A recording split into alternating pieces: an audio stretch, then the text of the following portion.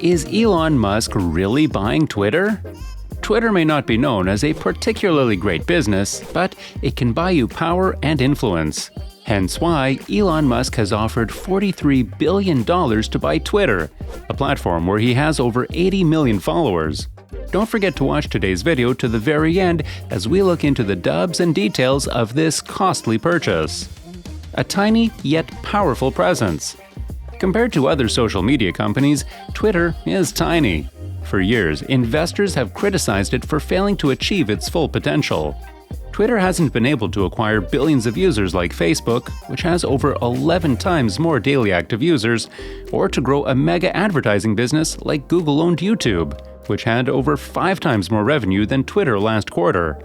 But Elon Musk's $43 billion offer to buy Twitter on Thursday, whether it's viable or not, shows how important and influential the company is, even when compared to its much larger rivals. There's a good reason why Musk, the wealthiest person in the world, has already spent about $3 billion to buy the top stake in Twitter and is now spending his time and effort loudly proclaiming that he wants to entirely take over the company. Again, even if Musk is not planning to follow through with the deal, he's still flexing his power and influence to pressure Twitter to run its business as he desires.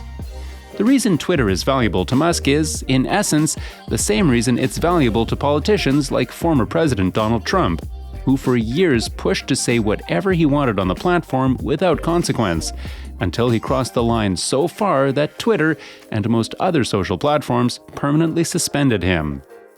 Amplifying your voice. For politicians, business leaders, celebrities, and journalists, Twitter is a key platform for amplifying their messages and controlling their own narratives. Musk's focus on Twitter and his efforts to influence how it functions and moderates its users underscore just how important the company is to public discourse, irrespective of how much profit it makes, and raises questions about who should be able to control a company that holds so much power. Speaking at the 2022 TED conference in Vancouver on Thursday, Musk was asked why he wants to buy Twitter. My strong intuitive sense is that having a public platform that is maximally trusted and broadly inclusive is extremely important to the future of civilization, Musk said. But I don't care about the economics at all. There's good reason to question Musk's claims that he wants to take over Twitter in the name of defending free speech and civilization. But it also makes sense that, for Musk, it's not really about the money he would make or lose off Twitter's bottom line. Musk's interest in owning or reshaping the company shows just how valuable the platform is, even if that value comes in the form of soft power.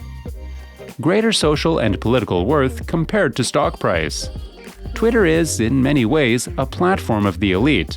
While it can sometimes elevate the voices of ordinary people who don't command massive followings on the platform, it's most powerful as a communication tool for already prominent and influential people. Though it has about 200 million daily users, Twitter has had an outsized role in shaping politics, particularly in the US, as the former platform of choice for Trump until the end of his presidency, when he was permanently suspended for tweeting in support of the January 6 Capitol riot. In the past, when once prominent users like Trump, Alex Jones, and Milo Yiannopoulos have been banned from Twitter, they've turned to alternative platforms for attention, but failed to attract the same social media attention they had at their Twitter peak. Twitter is distinct from Facebook and Google in that the financial markets don't truly reflect its full power, which is why Musk can entertain the idea of buying the entire company with a fraction of his total estimated net worth of over $220 billion. Vulnerable to exploitation. The same VIPs who boost Twitter's value by tweeting all the time can use it to wreak havoc. Influencers have used Twitter to push conspiracy theories like QAnon into the mainstream. Politicians have used it to threaten violence, and celebrities have used it to promote harmful health misinformation. As a result of all these issues, Twitter has, in recent years, expanded its rules around thorny speech issues, like labeling false election claims or misinformation about COVID-19 vaccines. In its new era, Twitter has begun balancing its commitment to letting people say what they want and minimizing the harms that people can do using its platform. For Musk, there's value in being the person who sets those terms, and he has made it clear that he will err on the side of allowing as much controversial speech as possible. Twitter should match the laws of the country, said Musk at the TED conference on Thursday, then later said, if it's a gray area, I would say let the tweet exist. But allowing absolutely free speech is easier in concept than in practice. If Musk were to buy Twitter, its moderation rules around topics from hate speech to threats of nuclear violence would ultimately be at his discretion, or at the discretion of the leaders he puts in charge. If another major tech company like Facebook or Apple tried to buy Twitter, that would likely set off antitrust concerns. But there's nothing under US law stopping an incredibly wealthy individual like Musk from buying a company with so much power, even though there's an obvious possibility that Musk could use the platform to shape his own business or political interests. We don't know yet what will come of Musk's expressed interest in buying Twitter. It's worth noting how, despite being the richest man in the world, he may not have the liquid cash to do so, since much of his wealth is tied up in stocks. But this saga highlights how valuable Twitter is, regardless of its bottom line. How Twitter responded. Twitter's chief executive told employees that the company was evaluating the approach. PARAG AGRAWAL reportedly said at the staff meeting that the company was not being held hostage by the offer. Speaking at the TED 2022 conference in Vancouver, Mr. Musk had previously said, "I'm not sure that I will actually be able to acquire it." He added that he had a plan B if his bid for Twitter was rejected, but gave no further details of what that could mean. Mr. Musk also said at the event that Twitter should be more open and transparent. "I think it's very important for there to be an inclusive arena for free speech," he said.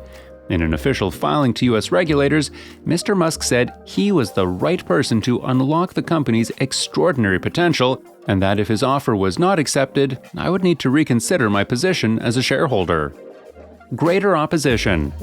Musk also said that if Twitter's board of directors chose to reject the offer, it would be utterly indefensible not to put this offer to a shareholder vote.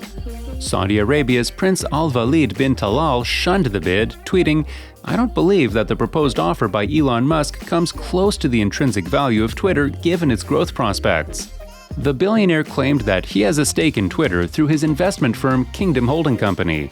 However, Mr. Musk immediately replied, asking how many Twitter shares Prince ALWALEED's firm owns, adding, "What are the kingdom's views on journalist freedom of speech?" Twitter confirmed that it had received the bid, but said its board must still review the unsolicited, non-binding offer, which values its shares at well below the level of more than $70 that they reached last summer. Mr. Musk already owns more than 9% of the social media platform, but he is no longer its biggest shareholder. Asset management firm Vanguard Group disclosed on 8 April that its funds now own a 10.3% stake, bumping him off the top spot. A professional view. Musk has not yet revealed any details on how his bid for Twitter will be financed. Mr. Musk is being advised by U.S. investment bank Morgan Stanley. Bruce Daisley, Twitter's former vice president for Europe, Middle East, and Africa, told the BBC's Today program that Mr. Musk appeared to be toying with the company to some extent. The latest bid he's put in, as far as I can tell, doesn't seem to be regarded as a serious bid, but it is proving to be very disruptive with the organization, I think. He said that Twitter may benefit from being taken private and out of the hands of shareholders. To some extent, the constant scrutiny of being a publicly listed company, following in the footsteps of the likes of Google and Facebook, is definitely a challenge for the organization, so private ownership might be the right solution. "I'm not convinced Elon Musk's approach is going to win many fans, though," he added. The aftermath. Twitter's shares, which are listed in New York, initially rose on Thursday but ended down 1.6% at $45.08, below Mr. Musk's offer. The board of Twitter has enlisted the help of another Wall Street bank, Goldman Sachs, as it considers how to respond to the takeover approach. Twitter may be worth tens of billions of dollars, but it is nothing compared to Elon Musk, who is worth more than $200 billion. And that kind of wealth makes him a dangerous foe. With that, we end this video. Consider subscribing to join in on our future content.